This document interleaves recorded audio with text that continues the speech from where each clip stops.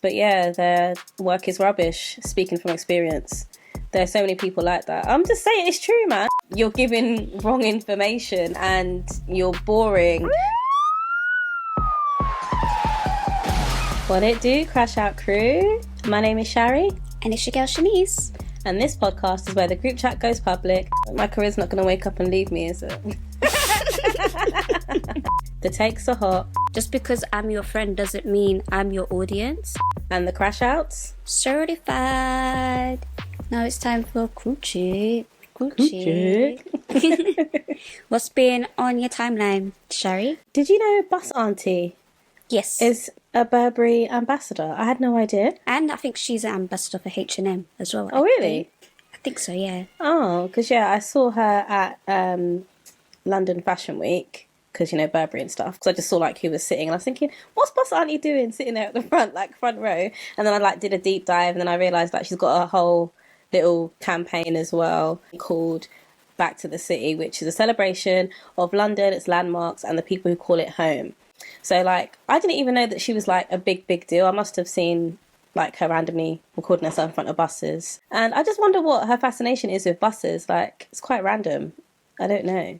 Like, but yeah, like speaking of Bus Auntie at Fashion Week, yeah, London Fashion Week, I feel in comparison to like Milan Fashion Week, Paris Fashion Week, is very like, I don't want to say budget, but not as much of a big deal as it used to be. Most of the celebrities that I've seen for Milan Fashion Week are more prominent for like Versace, Fendi, and so forth. But London, to me, it seems like it's got more of a, I want to call it, not designers that are not that known. It's kind of giving people more of a chance who are like in creative spaces fashion wise, which I think is good, because actually at my university, the fashion students, sometimes they get to go and work there and that kind of thing. But yeah, I just found Bus Auntie very interesting. I don't know, because I don't really follow Fashion Week like that, but I think you have to remember all the Versace's and all of that, they're not British, it's not London, so it won't be here. And because I'm not like a fashion darling, I don't know what the big London brands are apart from Burberry is. So yeah, see, I'm not a fashion darling either, but I don't know. I'm just thinking like you've got like the Vivienne Westwood. I don't know. I just feel like UK wise, the brands are not really branding. I don't know. I just feel like I know more of the Italian and French ones. So yeah, I'm not a fashion girly either, but I like to watch what's going on with Fashion Week just because of celebrities and that kind of thing. And I just feel like the celebrities in Milan and Paris are more like out there and known people. Like you've got Hilary Duff, Romeo Beckham, that kind of thing. There might be people over here that's like, oh my gosh, it's Stephanie Hiddleston. I don't know. Do you know what I mean? Like, so I guess it just depends what you know. And then, again, you are more familiar with the Versace's and whatever. So, and then you're probably more aware of the ambassadors as well that you know. So, yeah, I don't know. So the reason why I was speaking about Fashion Week and Bus Auntie is because the British Museum are set to launch its own version of the Met Gala, and invitations have already been sent out. The event is going to be held at the British Museum on the 18th of October. No word of who the guests are, but they're trying to, I guess, raise money for the British Museum where they hold all the stolen artefacts. I'm not sure what they need more money for. It's true. Sorry. So the chief executive of Walpole, which is a body that represents 250 luxury brands, and they're like part of the committee who are organising this gala ball. So she said, think Met Gala, ambition with UK uniqueness. There's no idea of how much money the museum is asking for from its guests for the invitation-only ball. But I think the reason they're doing this is because, the museum has no money. Apparently they need money for a £1 billion redevelopment to create new visitor facilities and to fix the old infrastructure of the building. So, I don't know, because even how I said that London Fashion Week isn't giving, I don't know if it's just going to be people who invited her like from the UK. Hopefully it's a mixture of people abroad because then it'll be like more interesting. But yeah, also they're saying that the money being raised is expected to help bring the Bayeux tapestry from Britain to France. So yeah, the money is just going to be used to import more things that don't belong to the UK. Sorry. To be honest though, I think it'll be really interesting because like not that I'm going to be able to go or be in attendance or whatever, but like press wise and stuff, it'll be interesting because the Met Gala for me is like huge. I am really interested in fashion in the sense of I like to look at it, but I'm not a fashion person. Like you wouldn't look at me and think that I'm a fashionista, but so yeah, to have something like that in London, I think is really interesting, and to bring some more life into the UK and London because I think it's kind of boring and dry. Like we need something of our own. Like like I feel like the US has quite a lot. They've got the Met Ball, they've got the Coachellas. There's a lot going on, but yeah, London doesn't really have anything. Is it like the sibling of the Met Gala, or it has nothing to do with the Met Gala, but it just has similar vibe? It has nothing to do with it. They just want to make it like a British version of it. It's a completely different committee and so forth because the people who actually were like sponsoring the Met Gala this year were like Louis Vuitton. Because I think every year it's like a different sponsor, but yeah, it's got nothing to do with them at all. It's just raise money for the museum, completely British, Britain, UK, eat your heart out, oi oi, all of that. Yeah, so I think it'll be interesting though, but it just depends if like the big name brands want to get involved like that. They said like they've got 250 luxury brands, but it's like I wonder if it's any of the big ones. I'm just trying to see what the angle is because I'm also trying to see. They just need money. They need money. No, I get their angle. I mean, when I say that, I mean, what's going to entice these designers to go that aren't British? Exactly. Do you get what I mean? Because there might be big. Again, we're not fashion girlies. You'd be like, oh my gosh, you don't know about Hot Dipper. I'm like, no, I don't know what that is. So, they may invite these brands and, the people that they may invite, we may not know, but they're like socialites or whatever, like in the UK. The UK landscape or whatever. So, as I said, it could be, I don't know why this name pops to my, if there is a Stephanie Hiddleston, I'm sorry, but like, that's just, just gives me British, like old money vibes, like if a Stephanie Hiddleston, she's, FYI, this is not a real person, I just made this person up, turns up, I mean, go off queen, I guess, but I don't know who you are. Because even then, let's say Miss Hiddleton turns up and like her followers are like, wow, she's there. It's not an event that is open to the public anyway. So what, do you get it? Like, I don't get what the point is. Okay, yeah, to raise money for the upkeep of the museum or whatever. But other than that, the general public can't get involved. Do you know what I mean? It's just so. Well, even the Met Gala, the general public can't get involved. You just see them go in. That's it. So I don't know. I guess it's the first one, so we'll see. But I don't know. I don't think people with money like to be the guinea pig. So unless it's explained, or because everyone likes to perk, maybe it's a good tax write-off. I don't know. I don't know. So we just have to see. Because I've said to you before, I don't know what we were talking about, but he was like, "Oh, wouldn't you do X, Y, Z?" And I said, "Well, I think we were talking about Fire Festival." Oh yeah. And I said, "I'll go if I see the first one went well, and they can do better next time, and then I might go to the second one." Do you know what I mean? So it may be one of those situations. So good luck to them, I guess. Tyler, the creator, is questioning future touring. So he is wrapping up his world tour in the Philippines, and he questions whether he would tour again. He basically says to the crowd, I'm excited to go home, and I think about if I'll ever really tour again because I'm not effing 20 anymore. I can't lie to y'all. I'm at that part of my life where, man, I've done enough. Let me go and take a very, very, very, very long break. And I feel like he has worked really hard because he's been on tour for like 7 months. Oh, wow. A world tour as well. And, I think a break is needed and deserved. And I do think he is a performing artist, so I can't see him never touring again, but he may not do a tour on such a big scale again, or maybe just have fewer stops, or maybe space out the stops. I don't know.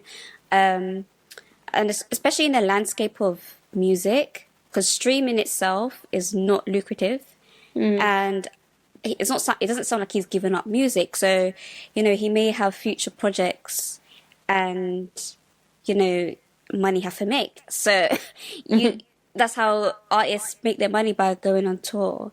And I think that's why you have loads of artists these days that do venture out into different things, whether that is, fashion, as you spoke about, or makeup, or tech, or whatever. So do you think artists owe fans constant touring, or do you think just the music is enough? I wouldn't say they owe it because it's grueling on the body, isn't it? But it would be nice to be able to see them. Like, I don't expect to be able to see artists every year because it's just too much on the body. Western artists, actually, because yeah, it's not the norm, and yeah, it's too much. If they venture into other things, that's nice as well, because I guess you have a piece of them in a different form. But yeah, it's not an expectation, to be honest. And do you think touring is the only way that artists can connect with fans? So would you be up for like a digital concert, or would you pay for a live streams? Is that just as valid? Is that something that you would do? See, for me, I'm a concert girly, so I feel like I've watched live streams before and it's just not really giving. Do you know what I mean? It's not, because I could just watch like a DVD, watch it another time or something.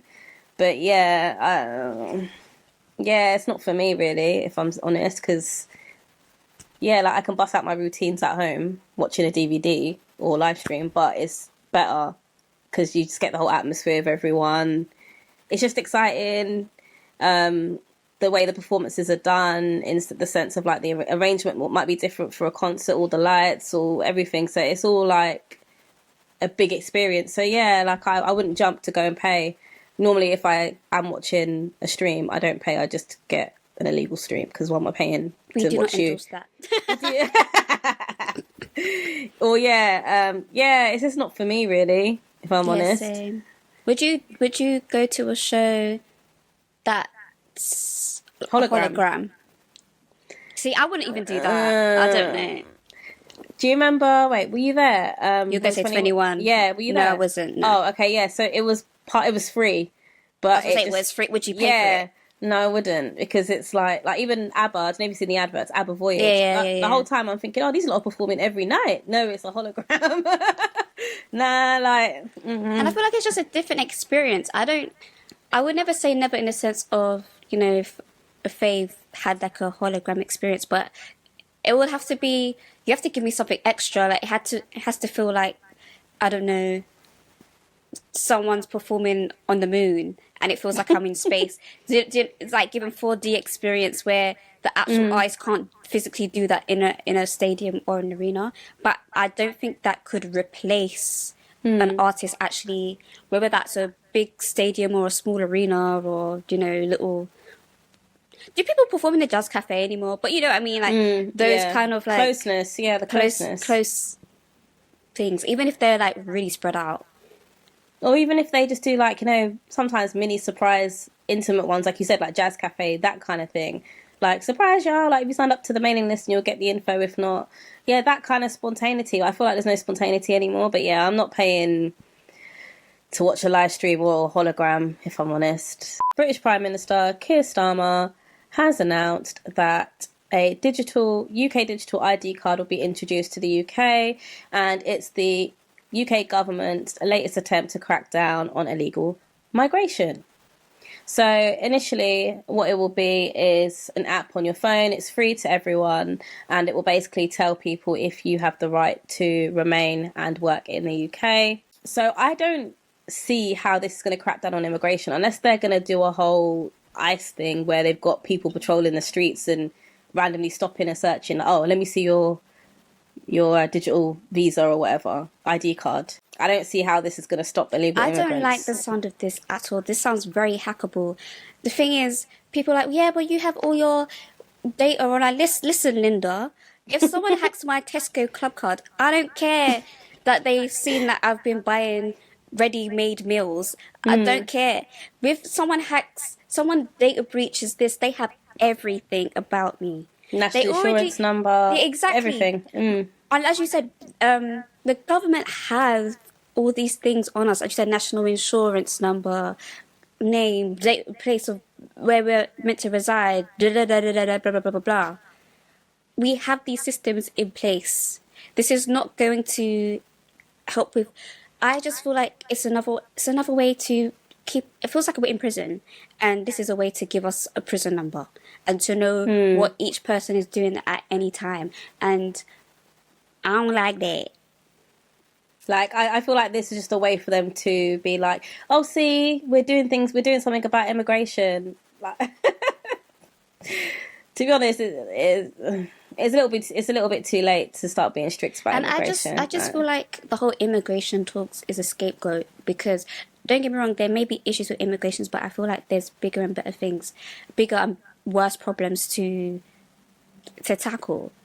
To actually be able to stay and to work, there's so many systems and stuff people have to go through to actually do it. Of course, there's, with everything, every system's not perfect, so of course there's going to be certain people that slip through the cracks, but I'm sorry, it's giving racism to me. I don't know, it's just, especially with the political climate of everything, especially over here. And I don't know, I kind of sometimes view the UK as a little follow friend of the US. Like, they kind of see what's going on over there and they go, oh, us too, yeah. It's true. Because they're saying as well, like, oh, the card will allow employers to check people's right to work. So it's like, what are you talking about? When we apply for jobs, your right to work is your birth certificate or passport, and that's it. Like, so it's not going to help anyone. It's just, I just don't get it. Like, I don't see how it's going to change anything. It's not. And especially those places that know that they are hiring illegal immigrants. They know this.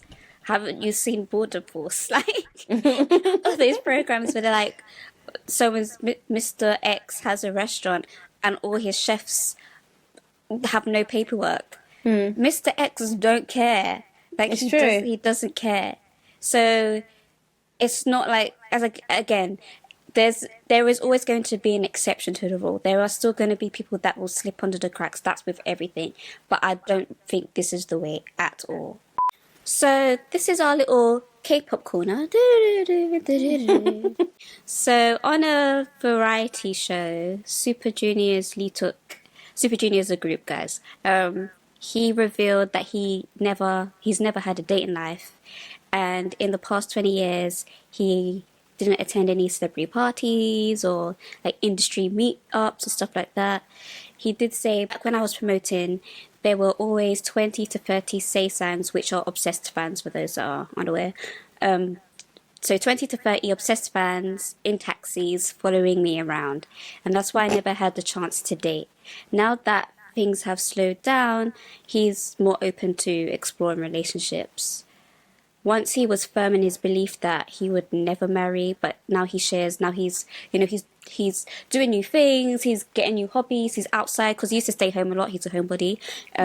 These days that he's out, he said it would be nice, to share life with someone. And I just thought this was so sad. This was actually really sad. Is he being serious? Listen, no, he's being serious. A lot of them have Sae-sangs, and it doesn't stop them from dating. Like, is it that deep? Yeah, but you have to remember, for those that don't know, but like back then, I feel like it was worse. You have to really? Yes, these were the times when you had another group, TVXQ, with the whole people getting into their houses and leaving belongings in their house and notes like, oh, I was here, and having so and so fans, people that call themselves fans, putting glue in orange juice and making members drink it, like crazy things like that. And then you have to remember as well, okay, it's not just me I have to worry about the person that I'm potentially talking to. Do you know what I mean? So it's not like, oh, I personally don't care, but now I'm spotted with Shari. I remember women would get it worse as well. So even if I'm not even dating you, I'm just talking to you because we're in the same bubble. Now you've got all this bad press and your company has to, do... It's a lot. It's a lot. And especially if he's the kind of person where he's like, I'm going to perform, I'm going to do my work and go home. If he's not going to these parties, if he's not one of those celeb people that are trying to chat girls backstage or whatever the case may be, and you go home, then I could kind of see that happening. And I just feel like that's so sad. Bear in mind, guys, Leeteuk is 42. his 40s. Yeah, Yeah, yeah. so... Yeah, And I just, yeah. I just wanted to ask, I know it's very different, but would you sacrifice dating slash love for your career? If you had to, if you had to, if you had to. I feel like, what, if I was a musician? Just in general, whatever that means, would you sacrifice? Well, What's there more has to... important to you? My career's not going to wake up and leave me, is it? I don't know, I just feel like there can always be compromise on both ends when it comes to both parties. Like, okay, I've got a job and they're offering me a position in Timbuktu. Do you want to go to Timbuktu with me? It's yes or no. Okay, you're moving to Timbuktu with me. Cool. If not, then okay, bye-bye. But then it just depends. I don't know, it's hard to speak theoretically because it depends on the depth of the relationship. Okay, so if you were a celebrity in that essence, and it's K-pop. It's as crazy as I mentioned. And you've worked, you have to remember, you've been training since you was a child. And it's like your peak. It's your peak. This is when everything is popping off. And I'm an idol that has like 20 say-sangs, yeah? It's not like, oh, there's one or two. Yeah, so like, just think, peak of career, all your songs are now popping off. Like, everything is like this. And this is I'd have to just do it in secret, I'm afraid, because... How? I don't know. Doing it? In the 2000s. There's Inkigayo sandwich, innit? Like, slip that note in the Inkigayo sandwich. Do they still do that, I wonder? I don't know. Oh, by the way, guys, so Inkigayo is the name of a show, a program where they have like live performances of their new songs that are out. It's one of them. There's like many of them.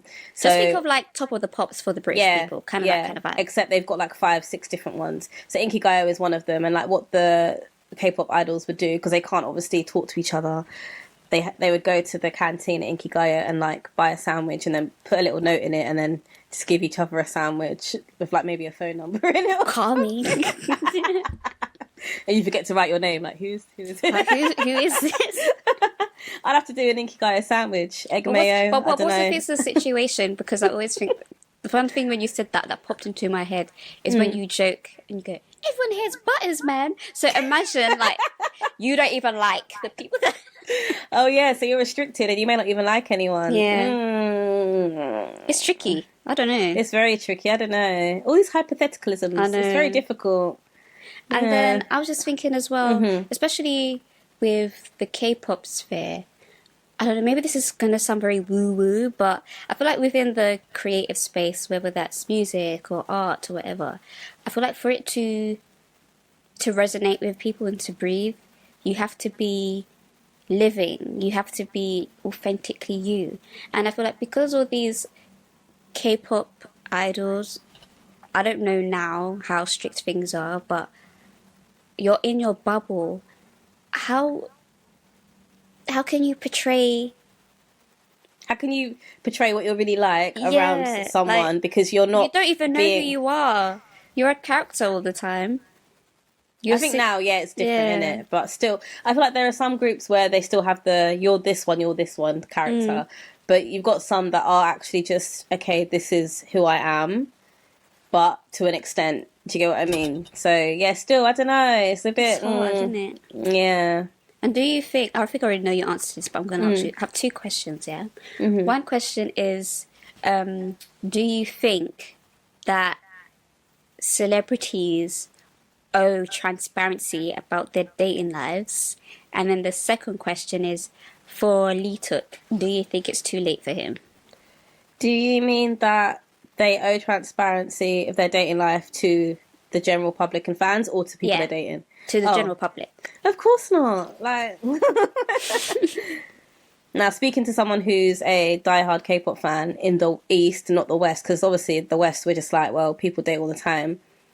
It depends on their mindset. Yeah, they'll be like, well, no, you're not meant to date anyone because you're my baby, and even though you don't know me, I bought 500 albums for this comeback so I could meet you at the fan sign and you hold my hand. So I'm your baby for like 10 minutes. So, but no, I think it's stupid. No, like, I couldn't care less who's dating who or whatever. Yeah, I do Only think for it's the way they package it in the East. They do package it in a way of, here are 5 boyfriends, pick one.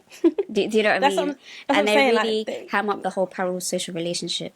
they've created monsters they've created stalker fans. These companies have done it, and then they want to be like, so and so, you'll be blacklisted, and please respect their privacy. And then in a heartbeat, you're telling them that they can't date and they have to be secretive. It doesn't make sense. And Leeteuk, no, it's not too late, depending on the type of woman, because you know how it can be in Korea, like, you're old if you're this age and you're not married, or you're not this or that, but then he's a man as well, so it's a bit different. He's not a woman where it's like, oh, you know, who's going to want you because you're in your 40s. So, and plus he's famous, so he's got a little bit of leverage in that sense as well. So he'd be all right, man. Just go outside, and that's me. He is now. He is going outside. So Yeah, okay. I'm happy for you that you're doing things, but. And I'm saying that, and I'm someone who never goes outside. Go outside. But yeah. I don't know. What do you think? Do you think it's? No, I don't. I don't think it's too late. And as you said, you know, he's a man, so it's a man's world. Some people may fall into the category of, when you've been single for such a long time, you have these long lists of expectations of what you want. Like it reminds me of, I don't know if you remember that show. Do you remember TLC Chile had a show where she was trying to date or something? She had a show? Yeah, she had like some mini reality show. And Shari, her list was so long and half of it was ridiculous. And yes, have, you know, your standards or what you want, but she wasn't willing to compromise on anything on her list. I think the problem is, when you're on your own for so long, you're building up this dream man in your head that doesn't exist, Shari. So... and you're just like, oh, I'm not accepting this or that. But no, there has to be compromise. That's silly. Like, whatever's in your head, it's not going to be reality. So, how come I've never heard of this show? Was it years and years ago? Ages ago. Oh. Ages ago. But yeah, that is Crew Chick. I still feel like we need a theme song for that. So okay, so we have a submission. Oh yeah, before you get into it, if you guys want to submit any crash outs, confessions, oh my gosh, imagine someone's, oh my gosh, I really love this guy, I want to tell him. Then submit it to kpopbox.co.uk/CrashOut Crew, and you just submit a little form, and we'll read it out and give a little 2 cents. So, what did somebody say, girl? So this person, nickname, because we don't ask for real names, Frankie. So she says, hey CrashOut Crew, I love the pod and I've got a dilemma. So one of my closest friends, let's call her Tracy, big up Tracy, dreams of being a big entertainment journalist. She wants to interview celebs, cover red carpets, the whole thing. And as her friend, I've always been supportive, reposting her TikToks, reading her blogs, hyping her up. But honestly, I don't think she's very good at it. Oh no. And now I don't know whether to keep minding my business or tell her the truth. Here's why. Her research is almost non-existent. At first, I didn't notice because she was covering stuff I wasn't that familiar with. But then she wrote a think piece on a show I'm a massive fan of, and the article was just bad. Basic facts were wrong, like the writer's name and the year it debuted. Literally, Google level stuff. Yeah, come on, Tracy. Like, yeah. When I do you know what? Sorry to cut you. I thought she was gonna say, like, you know, like when you're a fan of something, you're like, how did you not know that the character's favorite color is green? Like, I didn't know that. But anyway, when I pointed it out, she got defensive and said I was being too harsh. Well, no, like, that's basic stuff. But that's mate. basic stuff. Yeah. Though. Then there are her interviews. When you watch a good interview, you get a story, a journey, some insight into who the person is. Tracy's are flat, generic, and almost like she's reading off a worksheet. There's no spark. She isn't listening to the response of the guest, and it gives why would I care energy. She's got to be like a proper journalist then to be interviewing people. Anyway, if anything, they make me less interested in the person or project. It also makes me not want to watch any interviews she plans on doing in the future. The thing is, I don't want to crush her dream. When she gets into a groove, she works hard, but most of the time it feels like she's waiting for success to knock on her door instead of building it up herself. She can be lazy and bash on others that are doing well, saying things like, why do they get all the good opportunities? I offer suggestions so she is seen, but she doesn't do it, and then weaponizes her mental health. Now I'm stuck between being a supportive friend and feeling like I'm endorsing work that isn't up to par. So what do I do? Do I tell her articles and interviews aren't it, or do I accept that maybe it's just her style and not for me? Oh no, don't get me involved. Oh, no, what did she say? Shari, since you're an aspiring journalist, would you even want a friend to be that real with you, or would it just feel like hate disguised as constructive criticism? If you think I should say something, how would you like to receive it? Help and thanks again. Oh yeah, now why am I in it? There's a lot to unpack here. To answer the last question, because that's fresh in my mind, I would want constructive and honest criticism and feedback from friends, non-friends, peers, lecturers, whoever, because what's the point of me tap or whatever, and it's nonsense and rubbish? It doesn't make sense, because how am I then going to progress or be taken seriously and actually get good opportunities? Where she said maybe the stuff isn't her style, or it's just how she writes and that's how it is. No, like, you can't write things that are objectively untrue or misinformation, because you can get in trouble for misconduct and all sorts. So no. Shanice, do you want to... Okay, so I feel like two things can be true at once. I think the whole getting information wrong thing that's crazy. You can't, especially if, as you said, it's all Google facts that you should know, especially if you're covering a certain show or whatever, or interviewing a celebrity. You should know basic things of why you're interviewing them or whatever. In terms of it being boring, because there can be people that are very... the generic questions, for example, if I'm interviewing a singer, the one question I hate people ask, or the way that people ask it, is, what inspired this album? How, they've probably answered that 500 times. So if you are going to if you want to know the inspiration, at least for me, do some research, because they've probably answered that question before they've even asked it. Like, oh, I was going through a divorce, or oh, I was so in love, or oh, I went to Italy and I was inspired by the culture. If you know those nuggets, then you could ask a deeper question about the inspiration of said album. Oh, you went to Italy, and I know that track 6, Mi Amor, is... Do you know what I mean? Like, oh, did you have like a Italian boyfriend or a romance, or I don't know? Do you know what I mean? Like, so you're still up in it. So you're still asking the same basic, what's your inspiration, but you're getting deeper into what that inspiration is. So if Tracy isn't doing that, it's like, what's your inspiration? And then Frankie also said that the way that she interviews is she's not listening to what the responses are. So it's like she has her 5 questions, so she has to get through it. It's like, if there's no it just sounds like there's no passion there. And maybe she wants to do it for the notoriety, that it looks good on Instagram. Like, oh, look, I'm on the red carpet of this new Tiana Taylor film, or oh, I'm on, I'm interviewing so-and-so, or I'm on this podcast, or I'm on BBC News talking about da-da-da-da-da, whatever. Like, she likes the highlight reel of it, then it's not for her. She shouldn't do it, for me personally. In terms of, I feel like you've tried, and the things that you've mentioned is stuff that, people should bring up, whether you're friends or not. Again, dates, authors' names, like, things that should just be right, and should, that's not really like a personal opinion. So, I don't know, I feel like if you want to say something and she's taken that bad, after a while I'm like, I don't know if I should bother. What's the point of bothering? Because the thing is, as well, it's making me question, if she's interviewing people and like writing things and it's wrong information, is this her own personal blog and she somehow has a following and that's why she gets certain opportunities, or does she actually work for a publication? Because there's no way they would allow wrong information.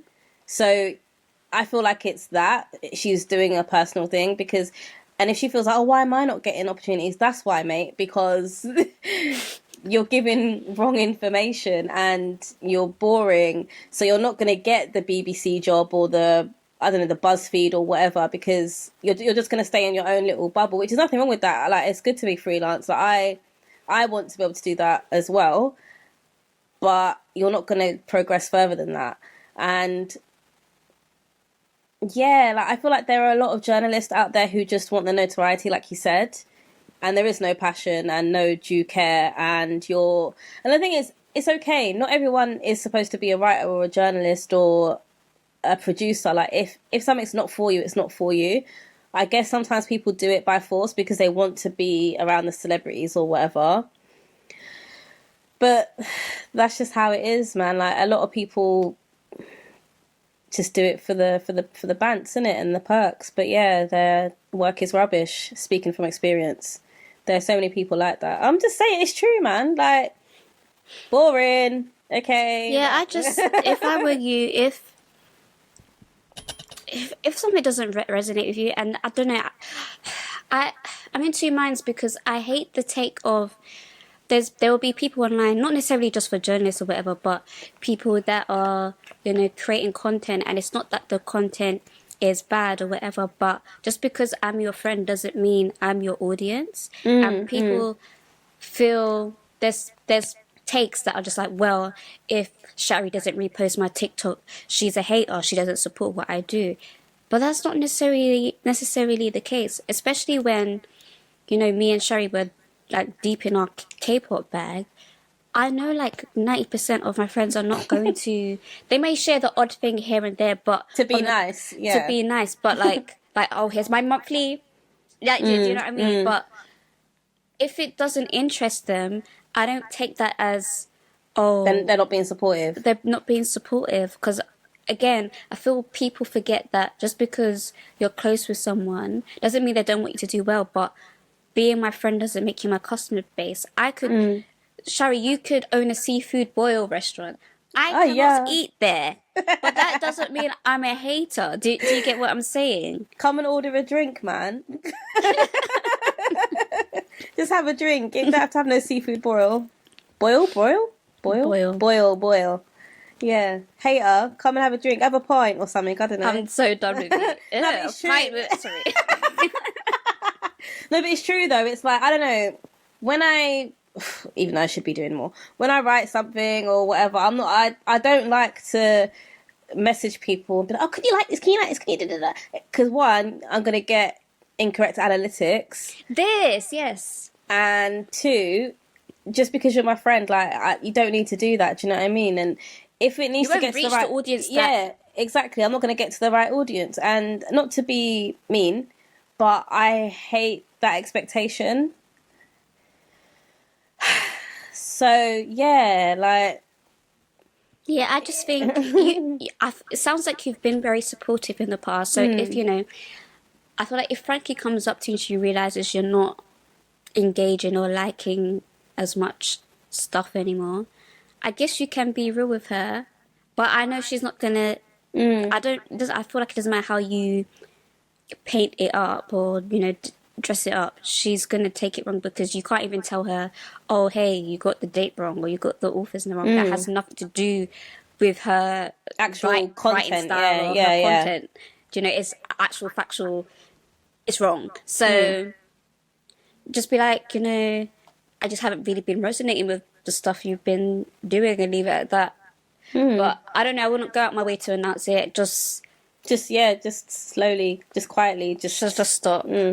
You tried, innit? Like, and at the end of the day, you're not her manager, because she also didn't she say, I don't know if I'm making this up, but she's also said something about sending her things that might help her, or like things that she should get involved with or something like that. Let's see. She said,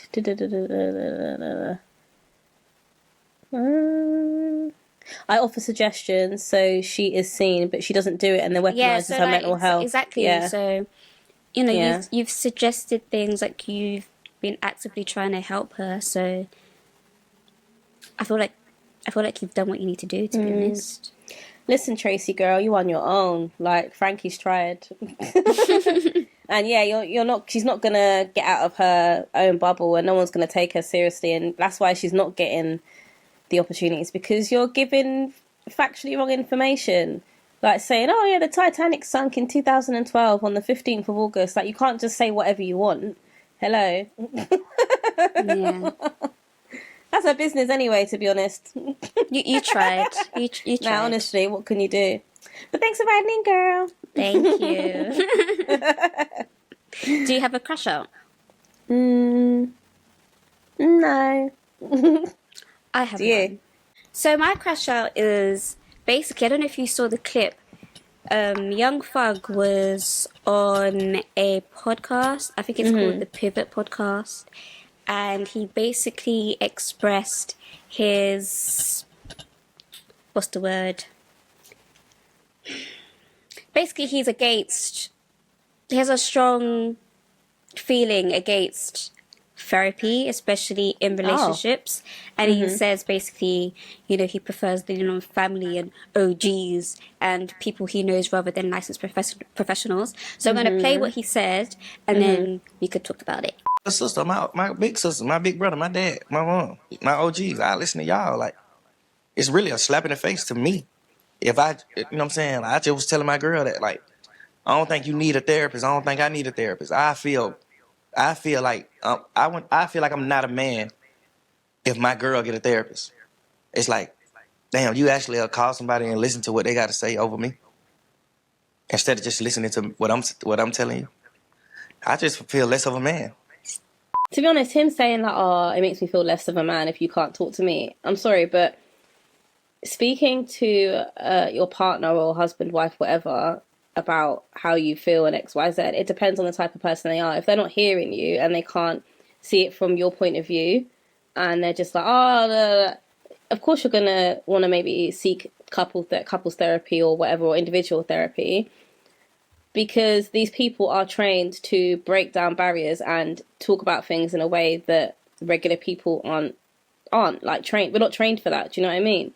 And him saying it makes me feel less than a man, well, then that sounds like you're insecure, and you to say that, like, oh, you can't talk to me, yeah, because you're probably not listening and she can't get through to you. So yeah, I don't see a problem with her wanting to do couples therapy or individual therapy.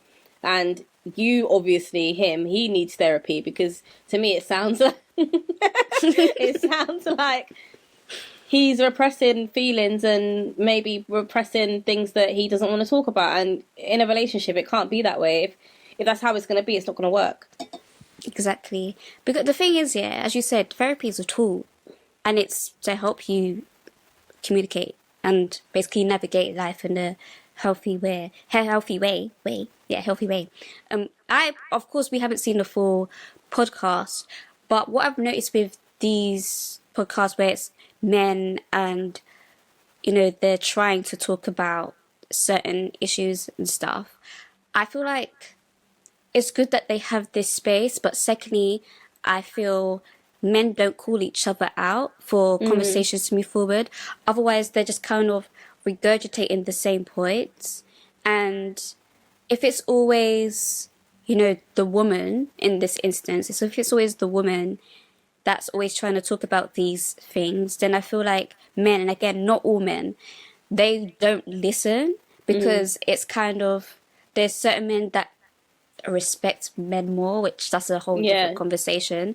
So, if, I'm a man, I'm a boy, Tyrell is just like, hey, your girl has a point, or XYZ, or blah, blah, blah, blah. I feel like those are more healthy conversations, and it will push the certain narratives forward. But if you're not equipped for those conversations, talking about it is kind of pointless.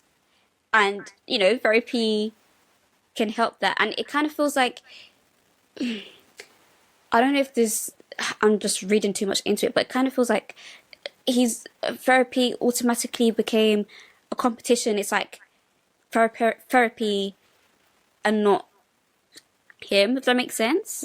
Yeah. Like that's what it sounds like. Like, oh, you're going to someone else, so I'm losing out, and it's making me not like less of a man. No, like, it doesn't mean that you're not winning. There's no win or lose. You're just shutting. I don't know. I'm assuming shutting down, and she can't get through to you. And like you said, the whole men will talk to their other male friends, and it'll be like a nod and agree, or yeah, man, yeah. No, you're enabling, and you're not making that man think, because you're all probably on the same wavelength and thought process. And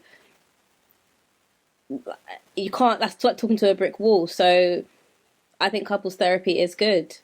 And like, yeah, he probably is shutting down, doesn't want to talk, but the way therapists are trained is that they'll learn to ask things in a different way, which will make you open up. Do you get it? So there's no point sitting there with your friends. Yeah. Like, I get what you're saying. You're right. No.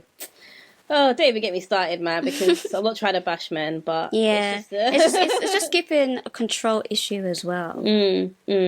But yeah, just, and it could be a thing. And again, I don't want to make it a thing, but it could be, I guess it is kind of a cultural thing. Yeah, because, I'm about to say that, yeah. You know, it stereotypically, you know, black people, you know, there's the whole saying, especially in the Caribbean, where, oh, don't chat my business. What happens in the home stays in the home. But again, if you don't have the tools and, you know, the things to work through it or talk through it, if that's a route that you can take, then it's just a circle. And the generational curses and generational trauma is not being cut. And I'm sorry to cut you. I feel like a lot of people in our generation, we are trying to break that, you know, because compared to our parents and their parents, we do want to talk and we do want to sort through things. But then a lot of us do not want to do that. So you may meet someone that you love and they're on the wavelength of, nah, I'm not chatting my business to anyone. So yeah. But yeah, that was like my mini crash. And I also wanted to say, just before we wrap this up, especially, and again, not all men, but there's also that ongoing joke of men don't really talk to each other, especially men that they call like, oh, that's my bro, that's you know, that's my day one. Like, you see those skits of, oh my gosh, the husband or whatever would come home to the girlfriend and be like, oh, Tommy and Sarah are getting a divorce. Oh my gosh, what happened? I don't know. Why are they getting a divorce? I don't know. So it's like, talk to your friend. Would you rather be forced to sing along or dance to every single song you hear? Cause like out in public, there's someone's playing music, you just have to start singing or dancing. None of these scare me. I don't mind. Probably sing along. I'll make up the words. You don't want to bust a move? I'm just thinking of maybe there might be a dame in pain, you know. Or you might be on the bus or the train. Yeah, so maybe just sing along. That was kind of dry. Sorry, guys, but it was on the spot, innit? I think I'd rather dance. Because the thing is, imagine like, because there's music everywhere all the time, constant singing. I can just tap my foot or something, or I don't know, move my shoulder. That's not dancing, that's tapping your foot. Oh, you always have to like be intricate about it. Yeah, because then what's the point? Okay, I'll say sing. Because then I can say, oh, I'll sing because then I can sing it to myself and sing it really quietly. That's not, do you get it? It's the same thing. I know, I was trying to cheat, I know. It has to be, you're always trying to cheat, all the time. Always trying to find some loophole all the time. I know. Okay, I choose singing as well then. Anyway, guys, thank you so much for watching or listening. If you are listening, make sure you rate us on wherever you're listening to us. If you are watching us, don't forget to like, leave a comment, all the good stuff. And yeah, until next time, stay fly, stay hydrated, and make sure you don't stink. So I was about to say that as well, you know. So bye, guys. Bye.